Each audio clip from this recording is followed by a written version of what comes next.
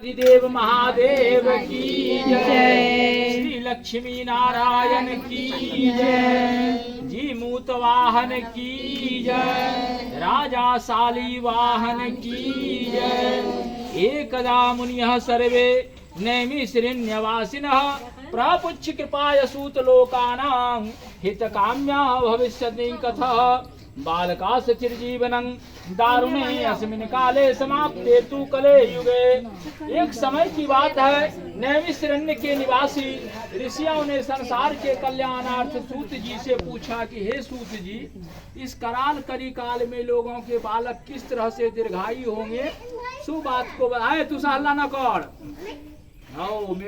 सूत जी बोले, जब द्वापर का अंत और कलयुग का आरंभ था, उसी समय बहुत सी शोकाकुल स्त्रियों ने आपस में सलाह की कि क्या इस कलयुग में माता के जीवित रहते ही पुत्र मर जाएंगे। जब वे आपस में कुछ निर्णय नहीं ले सकी, तब वे लोग गौतम ऋषि के पास पूछने गए। जब उनके पास पहुंचा तो उस समय गौतम जी आनंद के साथ बैठे हुए थे। उनके सामने जाकर उन्होंने मस्तक झुका करके प्रणाम किया। तदंतर स्त्रियों से पूछा कि हे प्रभु, इस कलयुग में लोगों के पुत्र किस तरह से जीवित रहेंगे, इसे कोई व्रत या कोई तप या कृपा करके बताइए। इस तरह से उसकी बात सुन करके गौतम जी बोले कि आपस में वही बात कहूंगा जो मैंने पहले सुन रखी है। गौतम जी ने कहा, जब महाभारत के युद्ध का अंत हो गया और द्रोण पुत्र अश्वत्थामा के द्वारा अपने बेटे को मरा देख करके सब पांडव दुखी हुए और दुख को प्राप्त किए, तो पुत्र शोकाल कुल से व्याकुल होकर के द्रौपदी अपनी सखियों के साथ ब्राह्मणों में श्रेष्ठ धौम्य के पास गई और उसने धौम्य से कहा कि हे विप्रेंद्र, कौन सा उपाय करने से बच्चे दीर्घायु हो जाएंगे, कृपा करके ठीक ठीक कहिए।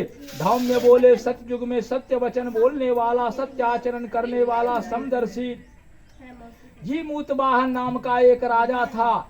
एक बार वह अपनी स्त्री के साथ अपनी ससुराल में गई और वहीं रहने लगी। एक दिन आधी रात के समय पुत्र के शोक से व्याकुल कोई स्त्री रोने लगी, क्योंकि वह अपने बेटे के दर्शन से निराश हो चुकी थी। उसका पुत्र मर चुका था। वह रोती हुई कहती थी कि हाय, मुझ बूढ़ी माता के सामने मेरा बेटा मरा जा रहा है। और उसका रुदन सुन करके राजा जी मूतवाहन तो मानो उसका हृदय विदीर्ण हो गया। वह तत्काल उस स्त्री के पास गया और उससे पूछा कि तुम्हारा बेटा कैसे मरा। बूढ़ी ने कहा कि गरुड़ प्रतिदिन आकर के गांव के लड़के को खा जाता है। इस पर दयालु राजा ने कहा कि माता, अब तुम मत रो, आनंद से बैठो, मैं तुम्हारे बच्चे को बचाने का यत्न करता हूँ। ऐसा कह करके राजा उस स्थान पर गया जहाँ गरुड़ आकर के प्रतिदिन बच्चे का मांस खाया करता था। उसी समय गरुड़ जी उस पर टूट पड़ा और मांस खाने लगा। जब अतिशय तेजस्वी गरुड़ ने राजा के बाएं अंग को खा लिया, तो राजा ने झटपट अपना दाहिना अंग फेर करके गरुड़ के सामने कर दिया।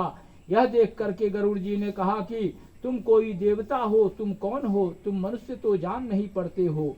अच्छा, अपना जन्म और कुल बताओ।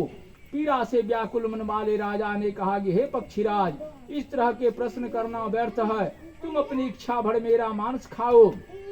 यह सुनकर के गरुड़ रुक गए और बड़े आदर से राजा के जन्म और कुल की बात को पूछने लगे। राजा ने कहा, मेरा माता का नाम सैव्या और मेरे पिता का नाम शालीवाहन है।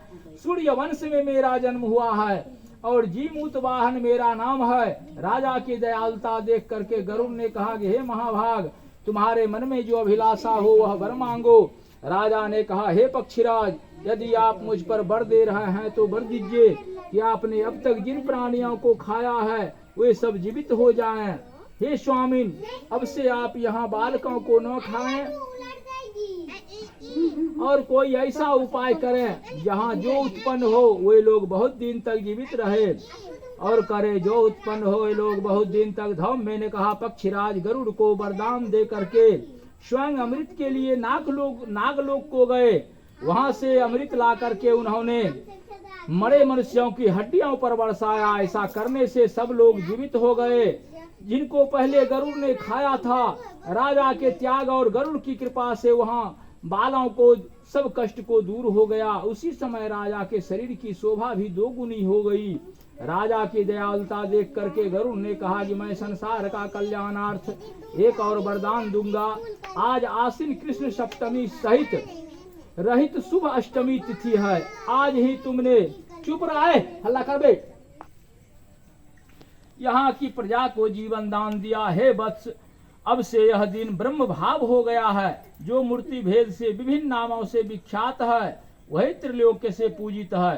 दुर्गा अमृत प्राप्त करने के अर्थ में जीवित पुत्रिका ही कहलाई है, अर्थात यह जीवित पुत्रिका जो है स्वयं माता भगवती आदि शक्ति दुर्गा ही है।